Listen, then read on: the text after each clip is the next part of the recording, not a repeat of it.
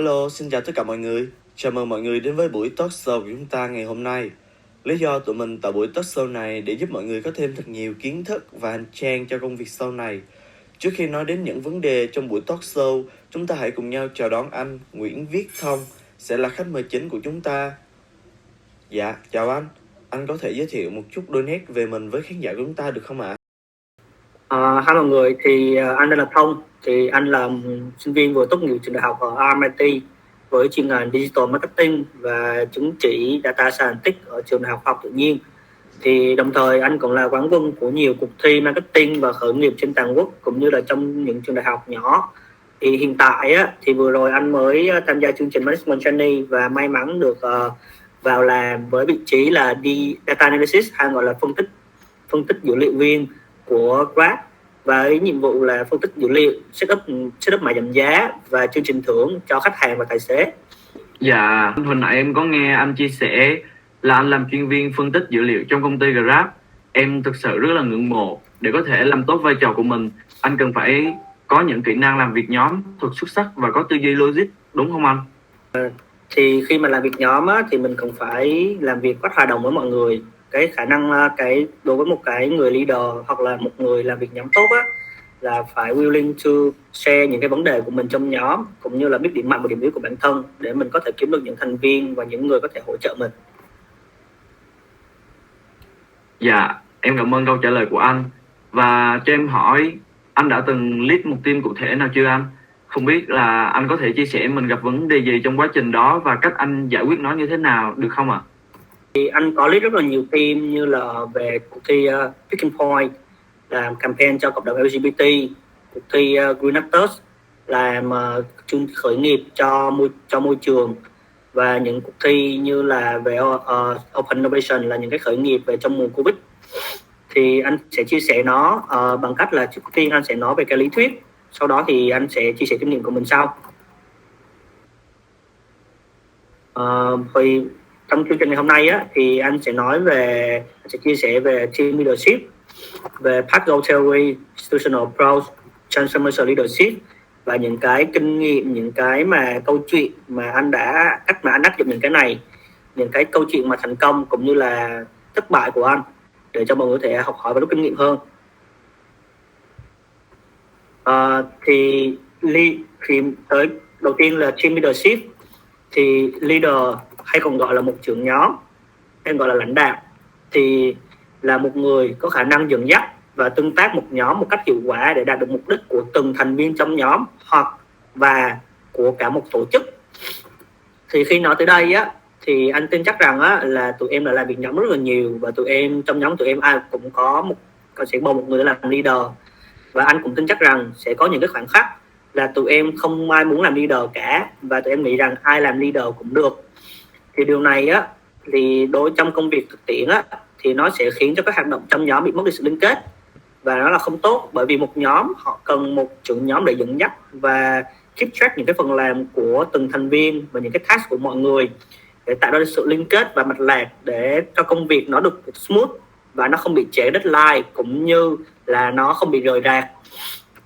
Thì khi mà bầu leader thì những yếu tố thì mọi người sẽ nghĩ tới là ai xứng đáng làm leader. Thì leader là một người phải giỏi giao tiếp, phải có kinh nghiệm về con người, có khả năng có thể kiểm soát có khả năng có thể quan sát tốt và kiểm soát được là thành viên nào đang gặp vấn đề, hoặc là ai làm tốt phần nào. Cũng như leader cũng phải là người cũng là người gọi là dành nhiều thời gian nhất trong nhóm, để mà có thể khiến cho cái tổ chức hoặc cái nhóm đó làm việc tốt hơn. Mục đích của một người leader là một người để khiến cho mọi người đều đi đúng một con đường nhất định. Thì qua phần tiếp theo gọi là leadership decision, thì hành động của leader được chia làm hai loại là internal và external. Internal sẽ là những cái hành động mà liên quan tới cái trong nội bộ của nhóm, ví dụ như là task và relational. Thì task thì nhiệm vụ của một leader là họ sẽ cố gắng focus là tất cả thành viên trong nhóm có chung một cái goal, và làm sao và cái kết quả mọi người muốn đạt được là gì, từ đó là ra được những cái decision là mọi người nên làm như thế nào đó, và quan sát được là thành viên trong nhóm họ đang làm những cái task đó, những cái công việc đó, họ có thiếu kỹ năng gì không và cần phải tổ chức training gì cho họ không. Về relational là nói về quan hệ, thì leader phải quan sát trong nhóm đó là các thành viên trong nhóm họ có đang bị không hiểu họ đang bị thiếu thông tin gì không, họ đang ngại làm việc với ai không, họ có đang cảm thấy kiểu như là thiếu sự tự tin trong công việc không. Thì nhiệm vụ của một leader là trong internal á, là họ sẽ quan sát thành viên đó và khiến họ tự tin hơn và tạo ra một mối quan hệ để khiến cho các thành viên trong nhóm đó có sự tin tưởng lẫn nhau. Rồi ngoài internal ra thì sẽ có external là những cái là ngoại bộ của nhóm, thì sẽ bao gồm là networking, là em sẽ tạo ra những cái buổi bonding cho nhóm để họ không chỉ những làm việc với nhau mà họ còn chơi với nhau nữa, hiểu hơn về nhau. Từng thành viên trong nhóm nếu họ càng hiểu nhau hơn thì làm việc càng dễ dàng hơn và họ sẽ thoải mái sharing những cái kinh nghiệm và những cái thông tin mà họ có cho những thành viên khác. Thì tất cả những cái action của leader đều nhắm tới mục đích nhất định là để tăng cái độ hiệu quả làm việc của cả nhóm cũng như là sự phát triển của từng thành viên trong nhóm và để đạt được tới cái mục đích mà mọi người đều nhắm tới. Khi mà nói tới cái mục đích thì có một cái lý thuyết khác nó khá là hay, anh hay áp dụng, là gọi là path goal theory. Path goal theory là gì? Là khi là đối với một leader là họ phải xác định mục tiêu của từng thành viên trong nhóm và connect các mục tiêu đó lại và tìm ra điểm chung của những mục tiêu đó và tạo ra một cái goal chung cho toàn nhóm. Thì theo như biểu đồ này mọi người có thể thấy là nhiệm vụ của trưởng nhóm là xác định cái goal của từng thành viên, sau đó vẽ ra một cái con đường một cái đích đến mà tất cả thành viên đó đều đồng lòng đi theo, và từ đó tìm ra được những cái trở ngại trong đó và cố gắng giảm thiểu càng nhiều trở ngại càng tốt bằng cách provide những cái support mà như anh nói ở phía đằng trước là những cái action về gọi là goal focusing, coaching, networking and so on. Moving on, ở đây mọi người có muốn hỏi gì không ha? Em cảm ơn sự chia sẻ của anh. Em muốn hỏi là một ví dụ cụ thể để chúng em có thể hình dung hơn về cách tiếp cận này, về cái ứng dụng của nó trong thực tế trong công ty của anh đang làm việc,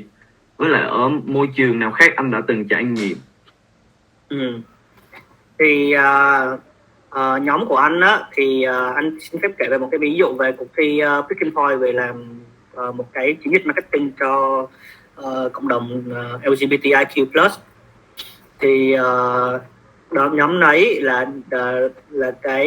thì trong nhóm anh á, thì anh là người duy nhất biết về marketing,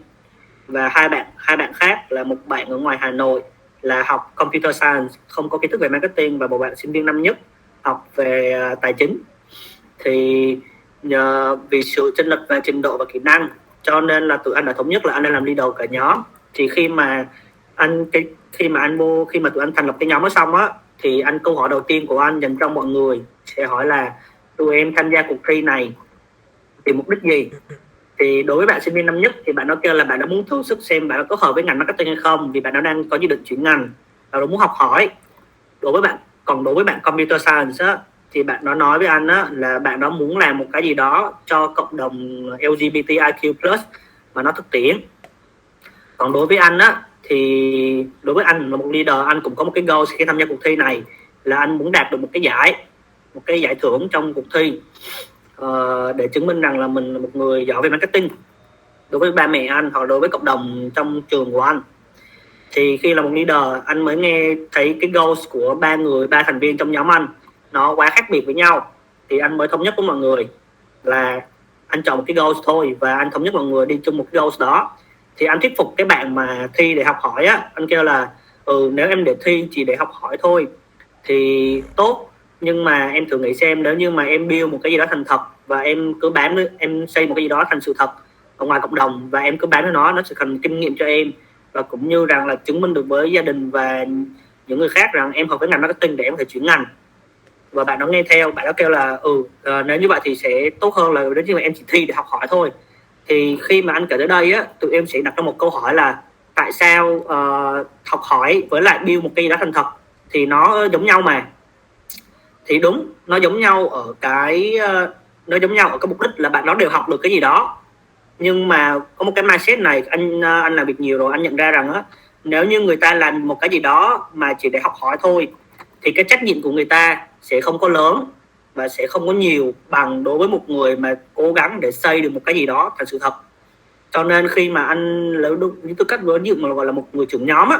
thì anh phải cố gắng gọi là transfer cái mindset là từ học hỏi thành là đạt được một cái gì đấy. Thì từ đó nhóm anh 3 người đều thống nhất với nhau á, là tụi anh tham gia cuộc thi này là để xây được một cái chiến dịch cho cộng đồng LGBT, mà không quan tâm tới việc là có giải hay không có giải.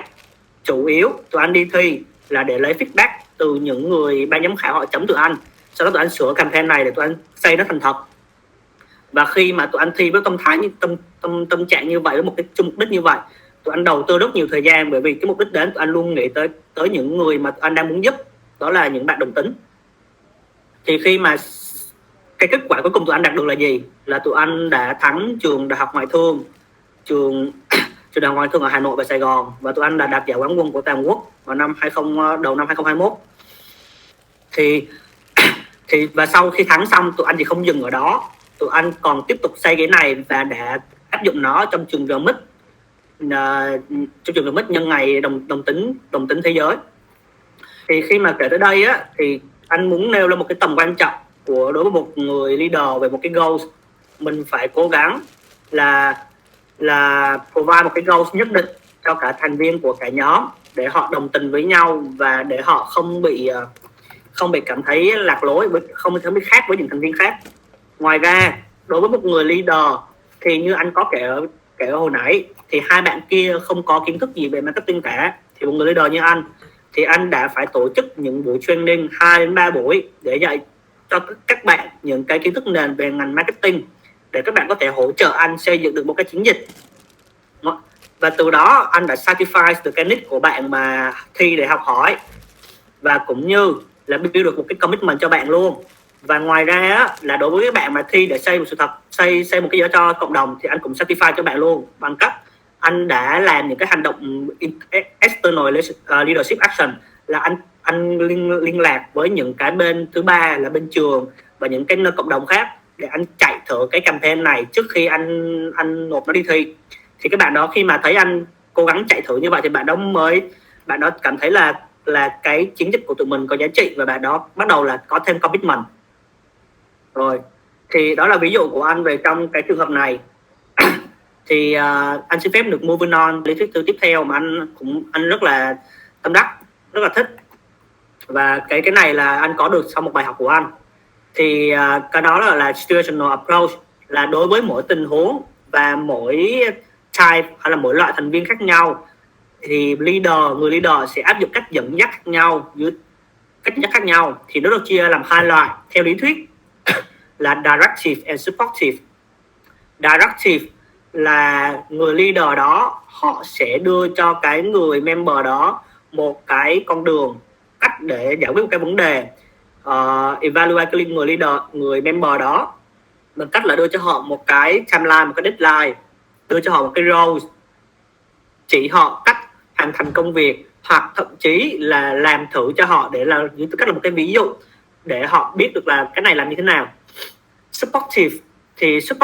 nó khác với directive ở chỗ là cái bạn member đó, bạn sẽ không thấy tự tin về bản thân khi làm cái công việc đó, hoặc là bạn member đó kiểu là gọi là hơi lơ đãng, hoàn thành trễ deadline, commitment không cao. Thì nhiệm vụ của một người leader là phải khiến cho người bạn đó cảm thấy có giá trị trong cái nhóm và keep track cái công việc của bạn đó. Rồi, khi nào mình áp dụng cái này và áp dụng như thế nào, thì theo lý thuyết thì nó sẽ chia làm 4 loại. Loại thứ nhất là low competence và high commitment. Thì competence ở đây có nghĩa là kinh nghiệm hoặc là khả năng làm việc của các bạn. Thì low competence có nghĩa là khả năng làm việc thấp. High commitment commitment ở đây có nghĩa là độ cam kết cao. Rồi, thì đối với những bạn mà khả năng của bạn thấp nhưng mà bạn cam kết cao, thì những gì mình cần làm là mình phải high direct. Thì với một leader thì họ sẽ áp dụng là high directive và low supportive, tức là bạn với tư cách một leader thì sẽ tận tình chỉ dẫn bạn cách hoàn thành công việc đó, setting deadline cho bạn phù hợp với cái khả năng của bạn để bạn làm quen. Và sau đó low supportive ở đây có nghĩa là mình vẫn hỗ trợ bạn, vẫn khiến bạn tự tin, nhưng mà mình không cần phải keep track với bạn quá nhiều, mình không cần phải cố gắng thúc đẩy bạn hoàn thành công việc sớm, mình chỉ cần cố gắng hướng dẫn bạn thôi đối với bạn này. Rồi loại thứ hai gọi là some competence and low commitment. Some competence có nghĩa là đối với bạn là cái khả năng làm việc của bạn á, là cái độ giỏi của bạn á, là ở tầm trung thôi, nhưng mà commitment của bạn á, là cực kỳ thấp. Thì đối với loại này á, thì mình sẽ gọi là high directive và high supportive, tức là mình phải vừa tận tình hướng dẫn bạn cũng như cố gắng thúc đẩy bạn hoàn thành công việc. Bởi vì đối với những bạn này thì vì khả năng của bạn rất là kém, khả năng của bạn ở tầm trung thôi, và bạn không có cái độ cam kết cao trong công việc, thì mình phải tận tình và chỉ dẫn thường xuyên cho bạn, gọi là day by day luôn á, và cố gắng thúc đẩy bạn hoàn thành công việc đúng với cái thời hạn mình đưa ra. Rồi đối với loại thứ ba là mod high competence và low commitment, tức là bạn này rất là giỏi nhưng mà bạn này độ cam kết đối với công việc của bạn rất là thấp. Thì đối với bạn này thì mình không cần phải chỉ dẫn gì nhiều, mình chỉ cần, đối với bạn này thì mình cần high supportive thôi, là mình cần phải keep track với bạn, cố gắng thúc đẩy bạn hoàn thành công việc sớm hơn deadline hoặc là đúng với deadline mà với cái khả năng tốt nhất. Thì với bạn này là cái bạn mà anh thường hay gặp nhất trong khi làm việc nhóm, tại vì những bạn này á, thường là những bạn rất là giỏi, và vì bạn quá giỏi cho nên bạn nghĩ rằng là cái công việc này bạn sẽ hoàn thành nó rất là nhanh, cho nên là khi mà gần tới deadline rồi bạn mới bắt đầu làm việc. Và thường là bạn có khả năng, một là trễ deadline, hai là nộp vừa đúng thời hạn deadline nhưng mà cái chất lượng của công việc của bạn không tốt như cái mong đợi của một người trưởng nhóm. Cho nên mình phải cố gắng thúc đẩy bạn này cố gắng làm việc sao cho nhanh sớm, và để cho cái chất lượng nó vượt qua cái mức mong đợi của mình hoặc là đúng như mong đợi của mình. Rồi cái loại mà anh ít khi gặp nhất là high competence và high commitment, tại vì anh là sinh viên mới tốt nghiệp, cho nên là ít khi anh gặp được một người nào đó mà họ vừa giỏi mà cái độ commitment của họ vừa cao. Thì đối với loại này á, thì mình không cần phải để tâm gì nhiều, vì người này họ luôn luôn hoàn thành công việc đúng với cái chất lượng rất là cao, rất là tốt, và đúng với cái thời gian mà mình đưa ra. Cho nên mình luôn hài lòng đối với những người như vậy, mình luôn hài lòng với những người vậy, cho nên mình không cần phải bận tâm về thời gian nhiều. Thời gian của một người leader á, thì đa số sẽ là dành cho những ba loại còn lại hơn, là dành cho training những của loại D1, D2, D3 này, vừa dành cho training này, và dành thời gian để keep track, và cũng như là tạo động lực cho các bạn làm việc hoàn thành đúng deadline. Moving on tới phần transformational leadership, thì là một transformational leadership là một người trưởng nhóm, họ không chỉ có tương tác và hướng dẫn thành viên của mình, mà họ còn là một người họ phải hiểu được từng thành viên trong nhóm, điểm mạnh và điểm yếu của từng người một, để giao đúng với công việc từng người đưa ra, và cũng như là tạo được sự liên kết của tất cả các thành viên lại với nhau và với người trưởng nhóm đó, và động lực của từng thành viên trong nhóm để họ hoàn thành công việc tốt nhất có thể và tăng độ hiệu quả của các thành viên. Thì nó có 4 yếu tố chính để trở thành một transformational leadership. Thì yếu tố thứ nhất là inspirational motivation, đó là có nghĩa là gì, là tạo ra một cái clear vision, một cái lợi ích cho mỗi thành viên trong nhóm, khiến cho thành viên đó họ có động lực để làm việc, để cố gắng đạt được cái lợi ích cho cá nhân họ, cũng như là một cái goal. Và thứ hai, yếu tố thứ hai là individual consideration. Individual consideration này thì là mình sẽ làm đối với một người leader thì sẽ là hiểu tận tường từng thành viên trong nhóm bằng cách xây dựng mối quan hệ, hiểu được điểm yếu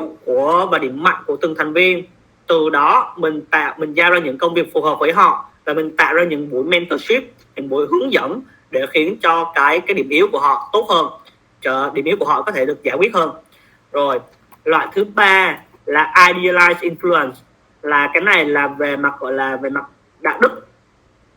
và tạo niềm tin cho mỗi thành viên. Người leader phải cho những thành viên đó cho họ thấy rằng là họ có giá trị riêng trong nhóm, và từ đó họ mới có sự tự tin trong bản thân họ để làm việc và đóng góp cho tổ đội, cũng như là build được sự tin cậy từ thành viên đó trong người leader. Loại thứ tư là yếu tố thứ tư là intellectual stimulation. Thì cái này thì mình sẽ cố gắng là tạo ra những cái thách thức cho các thành viên trong nhóm với những công việc khó, hoặc là những công việc mới nhằm thúc đẩy họ phát triển bản thân hơn. Thì có những cái ví dụ là có thể là hỏi ý kiến và từng quan điểm của các thành viên trong những cái buổi meeting để những thành viên đó có thể làm quen và đỡ ngại với những thành viên khác về là problem solving, case solving. Ngoài ra thì mình có thể tự để họ đặt ra những cái mà họ muốn làm trong tổ đội nhóm, những cái mà họ nghĩ có thể đóng góp được cho nhóm của mình, và từ đó họ tự thi triển riêng cho bản thân. Rồi thì tới đây á thì anh xin phép kể về một cái ví dụ tại sao là một cái transformational leadership lại quan trọng. Thì đối với thì quay lại nó thì nói về situational approach á, thì anh đã từng, như anh đã nói ở trong cái slide đầu, thì có một cuộc thi tên là Green Actors. Thì khi mà tham gia cuộc thi đó, trong nhóm của anh có 4 người, là anh là ngành marketing, một bạn khác cũng học ngành marketing, và 2 bạn học ngành design. Thì khi mà anh cũng mới vô, anh đầu tiên là anh áp dụng cái Path Goal Theory. Anh cũng hỏi từng thành viên một trong nhóm là các bạn đi thi với mục đích gì. Thì khi mà mấy bạn đó, khi mà anh đi thi á, thì mục đích của anh lúc đó là đạt giải, không cần bill thực tiễn, chỉ cần đạt giải là được. Đối với bạn học marketing còn lại thì bạn đã muốn đi thi với tư cách là học hỏi. Và đối với 2 bạn design kia thì đi thi với tư cách là để hỗ trợ cái bạn marketing kia.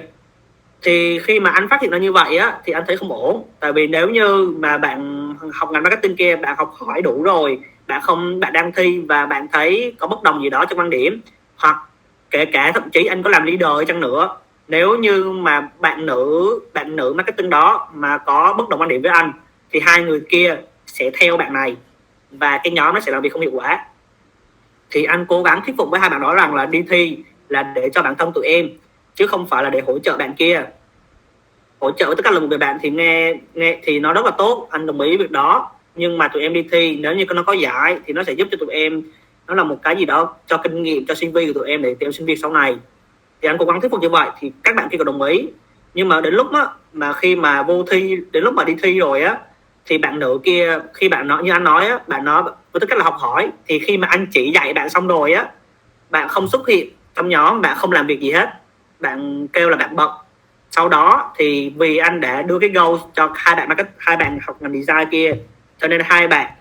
mặc dù bạn nữ kia bỏ, bạn kia không thi nữa, gần như không thi nữa, 2 bạn kia vẫn tiếp tục làm việc với anh. Tụi anh đã may mắn vào vòng 1. Sau đó thì bạn nữ kia quay lại và thi tiếp với tụi anh. Khi đó anh mới nói với bạn nữ kia là em đi thi để học hỏi, anh đồng ý việc đó. Nhưng mà em bỏ nhóm và em bỏ nhóm một thời gian và em không làm việc với nhóm, như vậy thì anh không đồng ý. Và tụi anh dẫn tới cái điều gì là tụi anh bất đồng quan điểm, và bạn nữ kia cảm thấy mình không có giá trị trong nhóm. Tại vì về khởi nghiệp và marketing á, thì gần như là anh là người làm hết rồi. Và khi đó anh mới nhận ra là một leader, lúc đó anh nhận ra khá trễ, là anh dạy cho bạn, nhưng mà vì bạn không làm gì trong, anh chỉ hướng dẫn thôi, anh tạo ra những cái buổi training, nhưng mà anh mới chỉ hướng dẫn cho bạn thôi, bạn chưa áp dụng nó vào trong công việc nhóm gì hết, vì bạn không nhận task. Thì lúc đó anh mới nhận ra là anh mới nói chuyện riêng với bạn là em muốn nhận task đúng không, em muốn học hỏi đúng không, thì anh nghĩ là em nên nhận nhiều task hơn. Sau đó anh bắt đầu chia nhiều task hơn cho bạn. Thì bạn này á, ở trong cái phần gọi là Situational Pro, bạn nó nằm dưới dạng gọi là D3 này, bạn rất là giỏi nhưng commitment của bạn không cao. Tại vì bạn vừa làm chủ tịch câu lạc bộ này, câu lạc bộ kia, cho nên bạn không có thời gian bạn tham gia cuộc thi này nhiều, bạn không có thời gian đầu tư thời gian nhiều. Và khi nhận task á, bạn trễ deadline rất là nhiều, bạn trễ khoảng 1 tuần. Và với tư cách là một trưởng nhóm như anh không chấp nhận việc đó, và anh mới phải nói chuyện với bạn là một lần nữa. Và khi đó bạn mới nói á, là em thấy em không có giá trị trong nhóm và em không muốn thi nữa. Và khi mà người ta stress, người ta buồn, người ta bắt đầu chia sẻ với những 2 người bạn design còn lại. Thì 2 bạn design còn lại là vì là bạn thân của bạn kia, cho nên là họ quyết định á, là không thi chung với anh nữa, và cuộc thi đó một mình anh đi thi thôi. Và khi như vậy á, với tư cách là một người leader á, anh nhận ra đầu tiên luôn cái lỗi á, là ở anh chứ không phải ở bạn nữ đó. Tại vì anh đã hướng dẫn bạn sai cách. Hồi đó anh không biết gì hết, anh không biết về cái transformation leadership này. anh đã giao task không phù hợp với bạn, cũng như là anh không cho bạn thời gian để bạn làm quen với công việc. Vì vậy á, khi như vậy thì anh mới làm gần như một mình anh. Là đợt đó anh dành một tuần để anh làm một mình anh, làm hết tất cả cái project đó, hoàn thành trong vòng một tuần và anh nộp. Sau đó thì anh may mắn vào vòng 2, vào vòng cuối của cuộc thi, và anh mới quay lại nói chuyện với ba bạn đó và cố gắng thuyết phục các bạn quay lại thi với anh. Anh nói với bạn là anh đã làm xong hết rồi, tất cả những gì tụi em cần làm là vô thuyết trình cho anh thôi, và anh xin hứa là anh sẽ truyền hết tất cả những cái kinh nghiệm của mình cho tụi em. Và khi anh nói đến câu đó thì các bạn á sẵn lòng quay lại thi với anh. Nhưng mà các tụi em biết gì không, ai cũng nghĩ rằng á là họ sẽ quay lại, nhưng mà khi họ quay lại xong rồi họ nhận ra là anh đã làm xong hết rồi á, họ quay lại họ không thấy có giá trị gì của họ nữa thì họ cũng không muốn, và họ kêu như vậy là bất công đối với anh. Và cuối cùng là một mình anh làm, một mình anh thi, và anh đạt giải nhất cuộc thi đó. May mắn thay anh đạt giải nhất, nhưng mà cái giải nhất đó nó không có gì là gọi là vui vẻ cả, tại vì cuộc thi đó là chỉ có mình anh thôi. Và anh học được một bài học rằng á, đối với một người trưởng nhóm thì mình phải hiểu từng thành viên và mình vẽ con đường cho họ, mình vẽ cái goals cho họ rồi, nhưng mà mình cần phải hiểu được là họ muốn cái goals nào trong cái nhóm đó, cái skill của họ là gì, họ điểm mạnh và điểm yếu nào, họ thuộc dạng nào, họ có high commitment không hay là low commitment, rồi họ đi thi vì mục đích như nào. Và mình cũng phải tạo sự connection trong team là bằng các buổi bonding, nói chuyện với nhau, team làm việc vui vẻ. Chứ nếu như không có những cái buổi bonding đó thì khi mà đến lúc mà mọi người cãi vã vì một cả nhóm không thân thiết, nhưng nhóm sẽ rất là dễ tan vỡ. Đó là kinh nghiệm của anh. Cho nên là khi mà anh sau cái vụ đó anh mới biết về cái transformational leadership này, và anh thấy rất là hay. Tại vì là một người leader, anh mới rất là hay là một người leader, mình không có quản lý nhóm của mình, mà mình phải dẫn dắt nhóm của mình, dẫn dắt họ đi theo cái con đường mà họ muốn, chứ không phải con đường của mình muốn. Và từng thành viên trong nhóm cũng như người leader phải chịu cái trách nhiệm mà mình làm việc. Vì vậy nên là anh mới có một cái conclusion mà muốn gửi gắm với cho tụi em. Đó là gì? Anh xin phép nói bằng tiếng Anh nhé. As a leader is the one that lead and inspire people with an open mind. Don't try to manipulate them. Inventories can be managed, but people must be led. Dịch sang nghĩa tiếng Việt ấy, có nghĩa là đối với một người trưởng nhóm thì tụi em phải dẫn dắt và truyền cảm hứng cho cả nhóm với một cái tâm trí luôn luôn sẵn sàng chia sẻ và lắng nghe. Đừng cố gắng để điều khiển ai trong nhóm cả, hãy để họ tự do. Mình chỉ cố gắng motivate họ thôi, rồi để họ quyết định cái hành động của họ. Cái problem tụi em có thể quản lý được, nhưng mà con người tụi em không thể quản lý được. Con người trong nhóm, tụi em cần phải dẫn dắt và truyền cảm hứng. Đấy là đối với anh kinh nghiệm mà khi anh làm việc trong suốt mấy năm vừa qua, thì với một cái tư cách leader thì đó là những gì anh học được. Sau khi chia sẻ xong thì moving on, phần tiếp theo là phần Q&A. Tụi em có câu hỏi gì muốn hỏi anh ngày hôm nay không ha? Dạ em xin cảm ơn những chia sẻ của anh.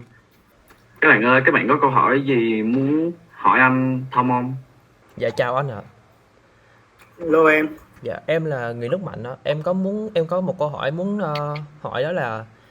khi mà một nhà lãnh đạo lead một cái group hoặc là một cái nhóm, cái team nào đó, thì sẽ có một số thành viên là họ không có muốn nghe, hoặc là không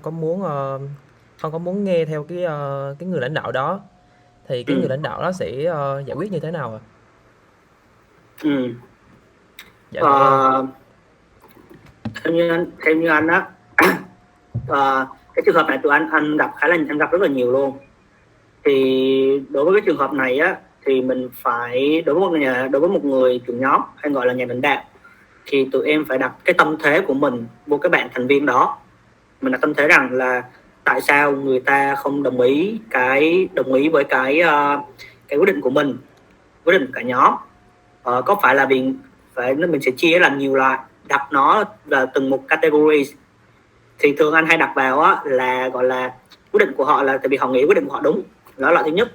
Cái là trường hợp thứ hai á, đọc nhiều trường hợp thứ nhất là họ nghĩ rằng cái quyết định của họ sẽ tốt. Trường hợp thứ hai là vì tư thù cá nhân, tức là họ không thích anh, hoặc là họ không thích thành viên nào đó mà nói lên cái ý tưởng đó, cho nên họ không đồng ý với quyết định đó. Thì đối với một cái trường hợp á, thì mình sẽ giải quyết tình huống khác nhau. Đối với trường hợp thứ nhất là họ nghĩ rằng quyết định của họ đúng á, thì mình sẽ cho họ thời gian và mình sẽ hẹn một buổi cả nhóm gặp nhau trên online hoặc là offline. Sau đó mình sẽ cho họ trình bày tại sao cái quyết định của ý tưởng của họ đúng hơn là ý tưởng của cả nhóm, và cho họ phân tích ra điểm mạnh là khi mà chọn cái ý tưởng này thì tốt ở chỗ nào và xấu ở chỗ nào, và cũng như sau đó đến lượt của cả nhóm, từng thành viên trong nhóm bao gồm cả người trưởng nhóm nữa, họ sẽ nói là ý tưởng của họ là tại sao là họ không chọn ý tưởng bạn đó, ý tưởng này tốt hơn. Và nếu như tới đó mà bạn đó vẫn không đồng ý thì mình sẽ thật sự luôn, mình sẽ một là cố gắng thuyết phục, hai là mình phải đem cái người thứ ba vào, tức là một người họ không có trong nhóm, một người mà cái bạn member đó họ tin tưởng mà liên quan tới cái công việc của mình. Ví dụ như trong việc nhóm của tụi em thì người đó sẽ là giáo viên, đúng không? Trong việc nhóm của tụi em đó sẽ là người giáo viên, người có góc nhìn thứ ba và người giỏi hơn những thành viên trong nhóm để họ giải quyết. Còn ví dụ như trong công ty á, thì giống như là trong một cái department tụi anh thì mỗi department có một team, và những team đó đều được dưới sự quản lý của một management. Thì khi mà tới cái vấn đề mà team đó thì quyết định đó ảnh hưởng tới công ty, mà ảnh hưởng tới tiền bạc của công ty và tới cái sự thành công của công ty. Nếu như mà có conflict thì sẽ mời người management đó, họ nghe cái buổi thuyết trình của tụi anh, và người management đó họ sẽ người đóng góp ý kiến cho tụi anh là nên làm cái nào hơn, hoặc là thậm chí là làm một cái mới. Nếu ngoài ra thì đó là cái hướng mà anh nói tới, là một là tụi em thể làm cái hướng của sau cái buổi đó xong thì các hướng như sau: một là dành thêm thời gian để nghiên cứu, hai là chọn quyết định cũ, ba là chọn quyết định của bạn bất đồng quan điểm đó, bốn là ra quyết định mới và làm theo quyết định đó, và nó có cái yếu tố của nó bao gồm luôn cả cái quyết định mới và cũ luôn, để cho cả hai bên đều đồng ý với nhau. Rồi, đó là cái trường hợp thứ nhất, là trường hợp gọi là bất đồng quan điểm về gọi là bạn đó nghĩ là idea của bạn, ý tưởng của bạn đó đúng và tốt hơn nhé. Còn đối với người á mà không đồng ý với yếu tố quan điểm mà gọi là vì tư thù cá nhân á, thì những bạn như vậy mình phải làm việc riêng với bạn đó và hỏi và tại sao, là mình phải phân định cho bạn biết rằng là công ra công và tư ra tư. Với những người như vậy thì tụi em sẽ có một câu hỏi là dễ phát hiện, có phát hiện được không? Tại vì người ta ghét mình mà người ta không nói ra đâu, thì rất là dễ phát hiện, tại vì mình chỉ cần đem người ta tới buổi thuyết trình thôi. Và nếu như người ta kêu là em bất đồng quan điểm của cái ý tưởng này, xong mình sẽ hỏi bạn đó là vậy em có ý tưởng nào khác không. Nếu như bạn đó không có thì một người như vậy là nếu mà nó không có thì có khả năng bạn đó có tư thù cá nhân với cái ý tưởng đó, với cái người ra ý tưởng đó, hoặc chỉ đơn giản là bạn đó nói không rồi thôi, và bạn đó không có lý do nào cả. Mình phải để cho người ta giải thích luôn. Và khi người ta tự giải thích rồi và mình nói chuyện với nhau kiểu như as a friend, as a member đó, thì mọi người sẽ hiểu hơn về nhau và từ đó ra được cái quyết định mới. Cái việc tương thù đó xảy ra thường xuyên luôn, anh nói thật, xảy ra thường xuyên trong khi tụi em làm việc nhóm ở trong trường và cũng như là ở trong công ty, thậm chí trong công ty cũng có nữa. Cho nên là lúc trong một cái khoảng thời gian đó tụi em phải luôn một có người thứ ba, hai tụi em phải cố gắng cho mọi người làm việc hòa đồng với nhau. Anh hy vọng là cái câu chuyện của anh, cái câu trả lời của anh nó có thể giải quyết cho em ha, trả lời được cho câu hỏi của em. Dạ, em cảm ơn anh. Còn bạn nào có thắc mắc hay có câu hỏi gì cho anh Thông không ạ? Em chào anh. Em là Nhi á, em có một câu hỏi muốn hỏi anh là làm như thế nào thì để leader phân bổ công việc cho phù hợp với nhân viên và dẫn đến kết quả thành công trong công việc á? Ok, thì như anh nói á, là transformational leadership thì nó có 4 yếu tố. Thì cái yếu tố mà giúp cho mình phân bổ công việc đúng với cái kỹ năng của nhân viên là individual consideration, là mình sẽ tìm ra điểm mạnh và điểm yếu của cái bạn nhân viên đó, từ đó mình phân bổ những cái công việc phù hợp với điểm mạnh của bạn, và mình tổ chức những cái buổi mentor mà có thể củng cố được cái điểm yếu của bạn. Ngoài ra thì anh cũng muốn chia sẻ với tụi em là khi tụi em đi interview về công việc của mình á, thì cái người mà tuyển dụng người ta sẽ hỏi em là em muốn làm gì sau này. Thì khi mà nhà tuyển dụng nghe xong á, họ sẽ biết được rằng là cái người đó có phù hợp với cái công ty của họ không. Thì cũng giống như vậy thôi, khi mà em đi làm em sẽ hỏi cái thành viên trong nhóm mình là em muốn đạt được gì khi mà làm trong cái nhóm này, em muốn làm gì sau này, thì từ đó em có thể phân bổ cái công việc mà em nghĩ rằng là phù hợp với họ để họ đạt được cái mục tiêu đó. Ví dụ như anh muốn làm một data scientist, anh muốn làm một data scientist và sau đó anh muốn đi làm một giáo viên, thì ở Grab họ phân cho anh một cái công việc là anh tổ chức những cái buổi workshop sharing cho những anh chị trong Grab cách sử dụng các phần mềm như thế này đó, để anh có thể tập luyện thêm về có là kỹ năng chia sẻ và kỹ năng giảng dạy của anh. Ngoài ra là họ cũng sẽ phân cho anh những cái công việc gọi là lập trình và viết report để anh có thể học hỏi thêm, và để mục đích sau này của anh là từ một nhà phân tích viên trở thành một data scientist. Rồi còn về điểm mạnh của anh thì vì anh đặt giải rất là nhiều cuộc thi marketing và khởi nghiệp, cho nên là sếp của anh giao cho anh một cái nhiệm vụ là như anh nói là anh sẽ set up, anh sẽ tạo ra những cái chương trình thưởng cho tài xế Grab và những cái mã giảm giá cho khách hàng. Mà anh set up như vậy vì anh là ngành marketing, anh rất là hiểu khách hàng, anh hiểu họ cần gì, và anh đọc data anh thấy nếu mà công ty mình đang yếu điểm này và anh có thể ra được một cái mã giảm giá, một cái chương trình phù hợp với khách hàng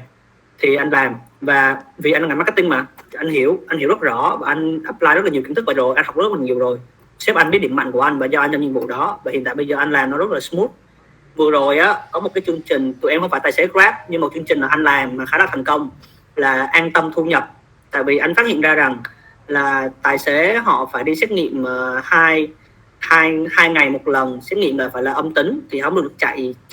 và khi xét nghiệm như vậy họ tốn rất là nhiều chi phí và thời gian, cho nên anh mới tạo ra một chương trình. Nó cũng giống như một chương trình khác là chạy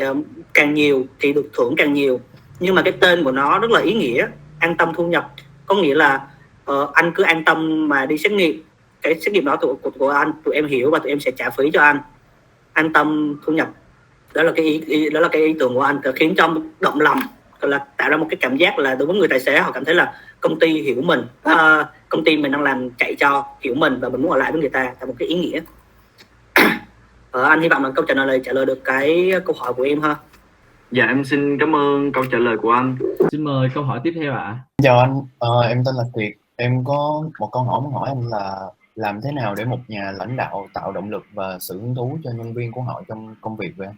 Well, để một leader thì để mình như trong cái slide chia sẻ hồi nãy, thì để một leader có thể tạo động lực cho các bạn đó thì phải cho người ta thấy thứ nhất là người ta có giá trị trong nhóm, tức là người ta có thể làm được điều đó tốt, cái task người ta làm là người ta phù hợp với nó và làm tốt hơn những member khác.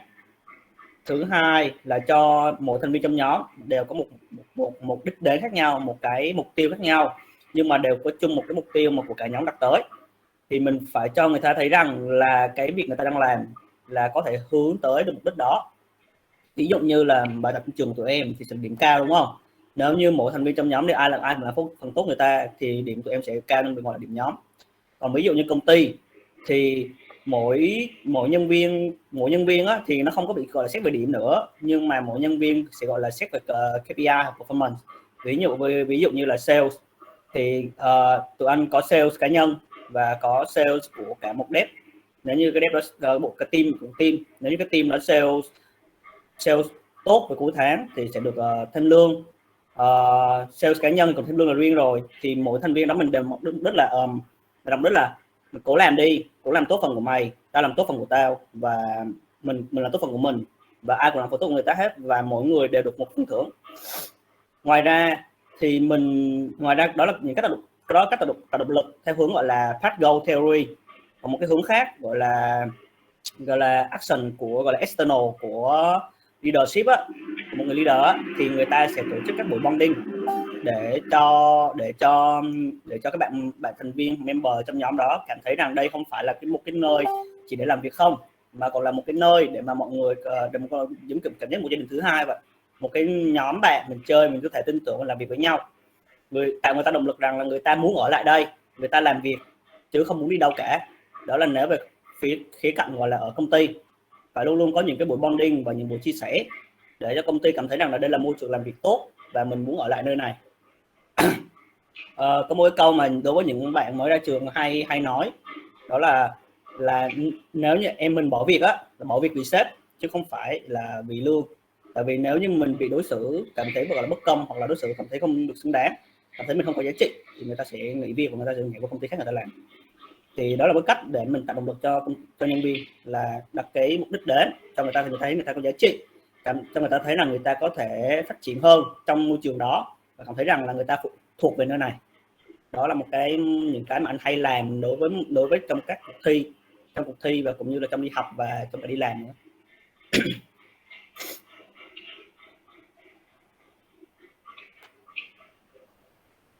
Dạ, ok, em cảm ơn anh ạ. Có bạn nào muốn đặt câu hỏi nữa không ạ? Em tên Thủy, em muốn hỏi anh là không có mối quan hệ thì liệu có thể trở thành một nhà lãnh đạo được hay không? Câu này thì theo anh thì nếu mà nói mặt lý thuyết á, nói mặt lý thuyết thì theo những gì anh đã nói thì không có quan hệ thì không thể làm lãnh đạo. Nhưng mà đối với mặt thực tiễn á, thì vẫn có thể làm lãnh đạo. Chỉ có điều á, là họ lãnh đạo, họ dẫn dắt thành viên trong của họ kém thôi, dẫn dắt kém. Câu hỏi đây là tại sao không có mối quan hệ thì một người trưởng nhóm hay một nhà lãnh đạo là dẫn dắt các thành viên trong công ty hoặc là trong nhóm mình kém, không tốt. Tại vì mối quan hệ ở đây không chỉ có gọi là chơi thân với nhau, hay là có mối quan hệ gọi là bạn bè hay là người thân gì đó, không phải. Mối quan hệ ở đây có nghĩa là mình phải có một cái relationship, mình phải hiểu cái bạn nhân viên của mình, hiểu về mặt tính cách, hiểu về khả năng của bạn đó nữa, biết điểm mạnh và điểm yếu để mình giao những công việc phù hợp, và mình tổ chức những cái buổi huấn luyện để cho bạn đó khắc chế được cái điểm yếu của bạn, cũng như là mình tạo ra một mối quan hệ như anh nói hồi nãy với lại trả lời bạn Kiệt á, là mình có thể giữ bạn nhân viên đó ở lại nữa. Nếu như bạn nhân viên đó không cảm thấy mình thuộc về nơi này thì bạn nó sẽ đi, và như vậy thì là một tổn thất của công ty. Nếu như mình cảm thấy xứng đáng, bạn đã xứng đáng, đúng không ạ? Thì không có mối quan hệ vẫn có thể làm lãnh đạo được, vẫn có thể làm trưởng nhóm được. Bạn có năng lực thì bạn làm được hết, bạn vẫn làm được những thứ đó. Nhưng có điều á, là bạn có thể sẽ phải gánh nhiều việc hơn bạn nghĩ. Tại vì mình có mối quan hệ với lại nhân viên hoặc là các đồng đội teammate á, thì mình sẽ dễ dàng nói chuyện và chia sẻ hơn. Khi mà mình communicate hoặc họp với nhau á, thì mình sẽ đỡ bị miscommunication hơn. Rồi cũng như á, là mình dễ dàng chia sẻ với người ta hơn, giao task với người ta hơn, giao thêm việc cho người ta hơn. Còn nếu như không có á, thì khi mình đưa á, mình đưa những cái công việc, mình đưa quá nhiều việc cho nhân viên đó, và bạn nhân viên đó bạn không ưa mình, và bạn member đó bạn không ưa trưởng nhóm đó, thì bạn đó có quyền từ chối. Đó là em làm việc A B C D E F rồi, tới 9 giờ tối rồi, em nghỉ ngơi, em không muốn làm nữa. Nhưng mà nếu em có mối quan hệ thì bạn nhân viên đó sẵn sàng bỏ ra thêm 3 tiếng hoặc 4 tiếng làm tới 1-2 giờ sáng vì em. Đó là cái điều mà hiện tại bây giờ là tụi anh đang làm ở Grab, ở Marketplace Department. Tụi anh chơi không hẳn là thân với nhau, nhưng mà tụi anh luôn sòng phẳng, tụi anh hiểu nhau, và tụi anh luôn hy sinh cái thời gian gọi là ngủ của mình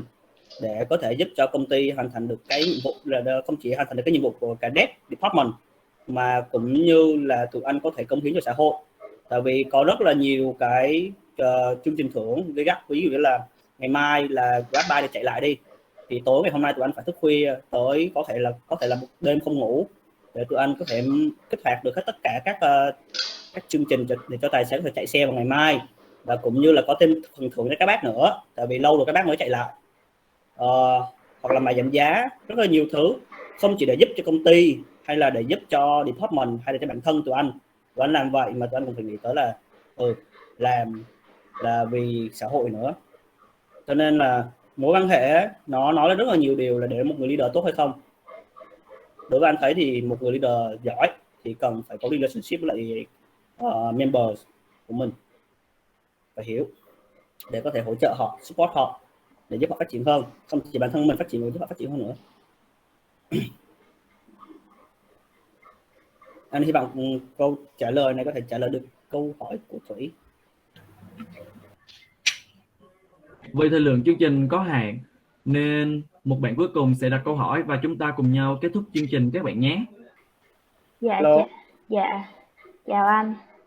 Em là My, em có một câu hỏi muốn hỏi anh, đó là nếu như trên cương vị là một leader thì giữa hai loại nhân viên là trung thực nhưng không giỏi và giỏi nhưng không trung thực thì anh sẽ có những cái cách quản lý và dẫn dắt như thế nào cho phù hợp ạ? Thì như hồi nãy anh nói thì hai bạn đó mình chia ra làm các loại như đây. Trung thực á, nó cũng giống như là commitment vậy. Trung thực là gì? Tại sao phải có từ trung thực ở đây? Đối với trong công ty á, người ta hay nói dối là gì? Là kiểu như là ví dụ như tụi em có deadline vào ngày mai, sau đó member em hỏi là hôm nay mình làm công việc tới đâu rồi, em chưa làm gì hết, nhưng em trả lời là 50% để cho member đỡ hối mình, chứ thực ra mình chưa làm gì hết, thì đó gọi là không trung thực. Thì cái loại đó gọi là không phải là commitment đâu. Thì như anh nói, thì nếu như cái bạn đó mà low commitment nhưng mà cực kỳ giỏi thì cái loại đó mình phải high supportive, tức là mình phải theo sát bạn, mình phải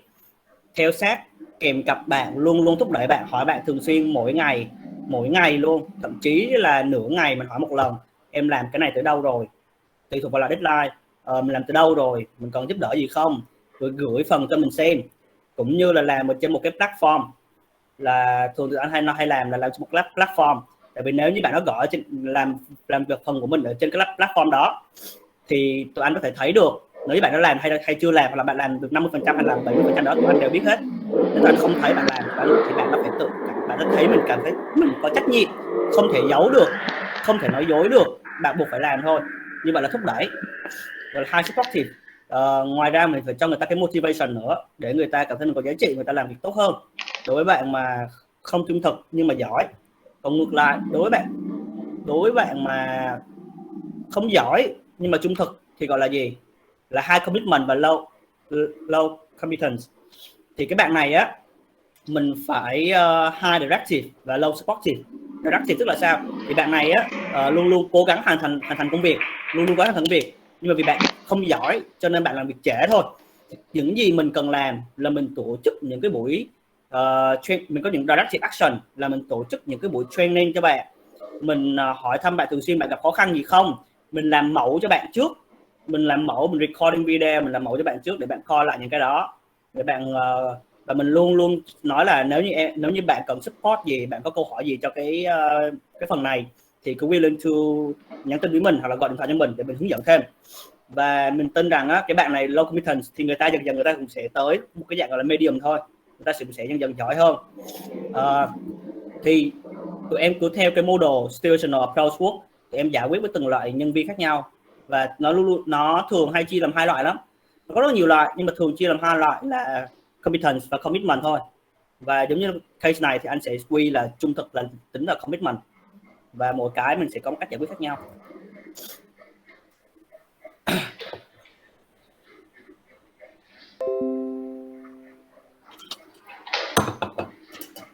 Dạ, cảm ơn câu trả lời của anh ạ. Dạ em xin cảm ơn câu trả lời của anh. Xin chân thành cảm ơn những kiến thức, những nội dung rất là thực tế và những kinh nghiệm rất là đời sống của anh chia sẻ cho bọn em, giúp bọn em có thêm nhiều kinh nghiệm hơn về môn nghệ thuật lãnh đạo này. Buổi talk show của chúng em đến đây là kết thúc vì thời gian có hạn. Em xin chúc anh có nhiều sức khỏe và thành công trong cuộc sống. Xin chào và hẹn gặp lại anh. Anh cảm ơn nha mấy đứa. Anh hy vọng mấy đứa có thể tìm được công việc mà mấy đứa mơ ước sau này, cũng như là làm việc từ những cái kiến thức của anh mà mọi người có thể áp dụng và làm việc tốt hơn trong việc nhóm và cũng như là trong công ty.